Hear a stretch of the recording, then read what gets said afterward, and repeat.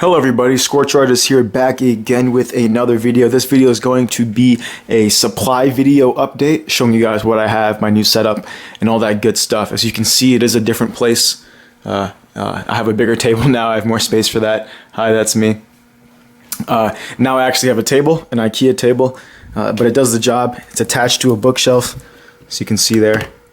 Pretty good stuff. I don't think it's going to break on me anytime soon. But yeah, it's good to have a whole table. You know, it's like a little fortress I can sit and draw in. I definitely recommend doing that if you can, if you have the space for it, just because it helps you be more productive, just having an area where you can just work on what you're working on.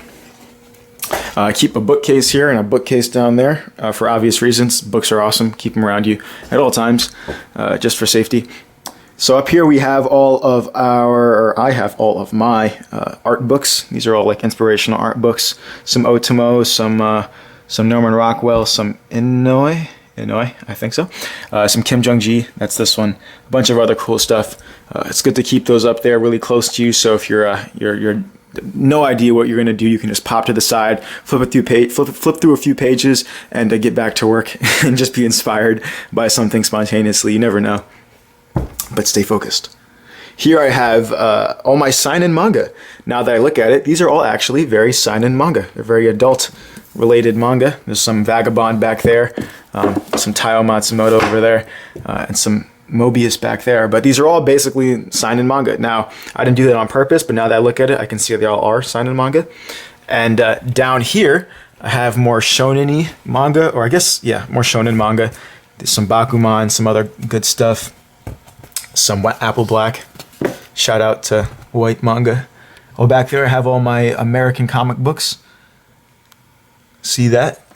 Over here I have all of my how to draw books. Now I keep my how to draw books directly to the right of me for a reason. Because, you know, if you're drawing something and you're getting messed up, you can either flip to Google, or if you have a bookcase next to you, you can just turn right and pick out a book, and you can see I have a wide variety of topics here, so I never get lost, or I never get too lost. This is a photo reference book. That is a comic book I am currently reading, so I'm keeping it very close as well. Down here we have, I wish I had a light. I wish I could just spontaneously turn on the light here, but I can't. Down here we have some drawing paper. That's all this stuff in the plastic. Copic markers, more Copic markers. This is a box filled with all sorts of good stuff. Tablet, tape, you know, like random art stuff, you know, erasers and stuff like that. Down here we have paint. Can't really see that. Lots of notepads. Always have a whole lot of notepads with you, just because notes are so important. You can write down any good stuff and just look at it later. This is over here. Let me take this out. I have my sketchbook and a bunch of old sketchbooks. This is the most recent old sketchbook, but I'm running out of space, as you can see. Here we have the infamous easel. Buy an easel, people, because your back will hurt eventually. Now, I've seen manga artists, you know, who don't use easels. They don't ever look like they have hurting backs. I don't know if they're really good at hiding it, but, you know, I had to go to the doctor. My back was hurting so much. So definitely get an easel. My friend actually ordered me a better easel than this, so I'm really thankful to him, but he ordered me like a big one, because this one's kind of cheap and it was falling apart. But get a good easel if you can. You can find like a moderately inexpensive one on Amazon, maybe something that's like, you know, 70 to 100 bucks. You'll find a good sturdy easel. I definitely recommend getting one. It makes it so much easier to draw too, in terms of like not getting bad distortion in your artwork. This is an entirely new, never touched sketchbook that just came in the mail, so that's there. My pigment liners, you know what those do. And some bristle paper, some straight up Strathmore bristle paper. Another notepad, look at that. So this is kind of funny. I want to show you guys how I work now. So because the scanner I have is not that big, I currently have to cut up my pages before I scan them. So here are my pages. They get all cut up into little pieces, and then I scan them individually in little pieces and put them all together in Manga Studio. But I thought that'd be interesting to show you guys. It's good it's not good to do that, so it's good to invest in a scanner, a big one if you can, if you're working on comic books, just because it makes it so much easier and faster to create your work. Here I have an OT light. These are really cool lights, if you're wondering what this is. It is a light, and it's very inexpensive, probably around 30 bucks or so, maybe a little bit more, I'm not sure actually. But it's very inexpensive, and you can carry it around with this. Glasses cleaner, of course, keep those around. On my wall, what I have is some inspirational posters. I plan to put up more of those because it's good to have that stuff around too. And this good note. Now this says, give yourself a deadline or it won't get done.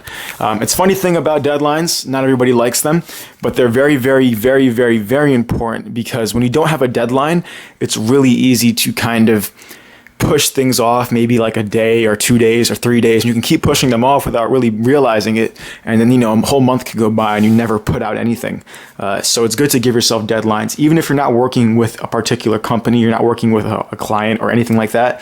Just give yourself a deadline, like a fictional deadline you just made up, because you'll realize that if you do that, you'll work much better. It's good to also practice for that, just in case you start working with people in the world.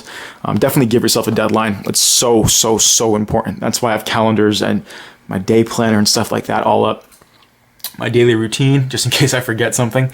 Here I have something else I find is really helpful. I put up a piece of paper saying things to practice, right? So I have all the things that I always want to practice. So anatomy, facial expression, clothing, color, value, panel structure, character, plot, all that good stuff. And then types of practice: life drawing, tutorial, marathon, deconstruction, all those types of things. So if I'm ever sitting down and I have nothing to do, and I'm not just relaxing, and I want to practice on something, but I don't really know what I should practice on, I just have this list. I can go pick something. I'll go, okay, I have to practice value or something. Then I'll go and I'll practice that, and I have probably a way of practicing it over here. You can keep adding stuff on, but it makes sure you're never just kind of sitting idly when you should be practicing on something just because you don't know what you should practice. Obviously, you can sit idly sometimes. You're not like a machine. But when you want to be working on something, you can have something you can work on. I recommend also doing this. This is a daily planner. This is from Brendan Burchard. I'm pretty sure his name is on YouTube. He has a good video about planning your day. And these are all stuff, you have your projects. So, volume 1 of Tatrina, that's something, YouTube, and then maybe my Fiverr account, right? So these are all things you're currently working on. And then you have people and priorities. So you want to, get this stuff done early in the day so that when you are going throughout your day, you know what you want to work on. So keep this stuff close to you as well. You can go to Brendan Burchard on YouTube. I'll link it somewhere. And you can download and print this off as well. I recommend downloading and printing off a bunch of them. I keep a bunch of them around because you need them every day to really make sure you're not lost. There's a good quote that says, it's by Jim Rohn. He goes, if you don't run your day runs you. And I found that to be very, very true. Here I have a black box in which I don't keep anything at the moment. I have some light blue color pencil lead. This is good because this doesn't show up on the scanner. So if you're sketching things out, you don't have to erase. So that's always really fun. Here I have my little Altoids box of, guess what it is? Pen nibs. Very dangerous little pointy box in there. Keep all those close as well. Here I have a cup for all my art supplies. Not really anything new in here, just some pens and things like that. I found this really helpful also to have a cup. I used to keep them in there, and it takes me like 30 seconds every time I'm going in there to look for an art supply. It's like I can just have a cup and keep them all very close. Always have a cup of water with you just because it's good to stay hydrated. Drink like 5, 6, 7, 8 of those a day. Probably should drink more than that actually, but whatever. Cups for inking stuff. This cup should be over here. Oh, there's still water in there. That's weird.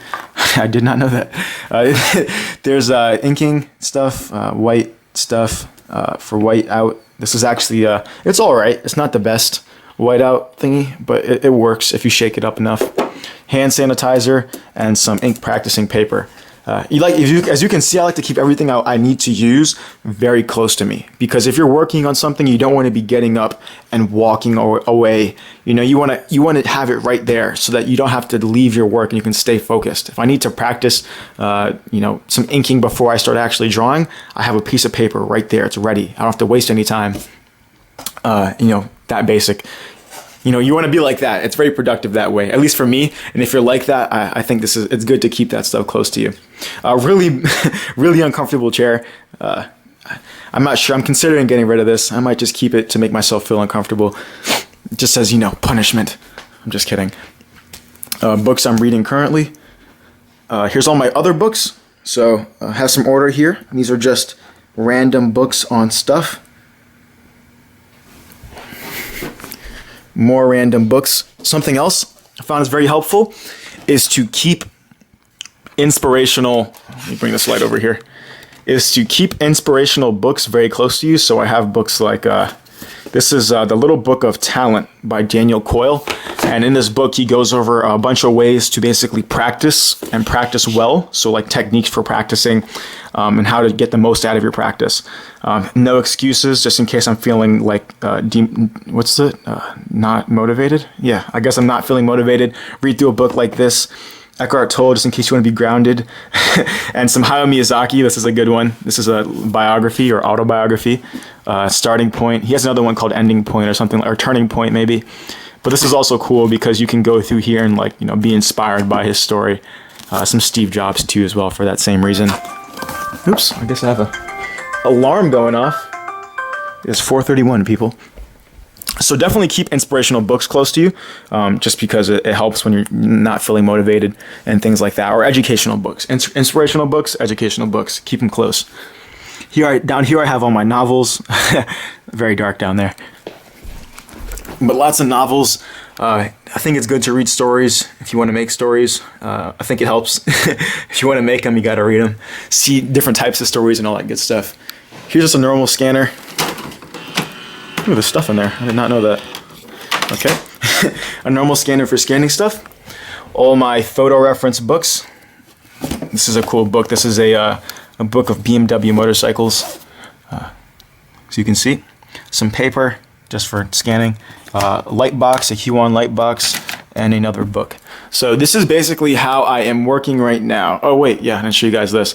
A whiteboard for putting up notes, books you want to buy, notes you forgot, your times of the day, so you can know what time of day and how many hours it is to that time of day and how all that stuff works. I think it's good to also do this, just because, you know, it's easy to delude yourself that you are basically, that you've spent a lot of time on something. And it's obviously not the time, it's the focus, but it's good to know how much time you're spending on something. Just in case you're spending way more time than you want to, or way less time than you feel you need to. So good to have just like they don't even have like a whole whiteboard, but you can have a piece of paper. I used to have a piece of paper that just said every hour of the day and what hour and what time, depending on when I wake up, to basically when I go to sleep, just so you can know. It's good to be aware of those things. Here's a wall calendar, just to, you know, for more order. Just keep a wall calendar, I think is also well. You can print these things out on the internet and just keep it on a piece of paper. But if you want to spend the $15, you can get one you can put on your wall. This really helps too, just for you can plan your whole month and things like that. So let me see if there's anything else I missed. A mirror, keep a mirror close, just so you can look at your face for photo reference, expression reference, and all that kind of stuff. And yeah, that's really it. So this is the setup right now. I'll be bringing more videos to you guys in the future from this particular setup. Keep a speaker, keep a cloth, just in case you spill water, which I might have done over there. And yeah, this is the setup. I really hope you guys enjoyed the video, and more will be coming soon. ScorchArtist, peace out.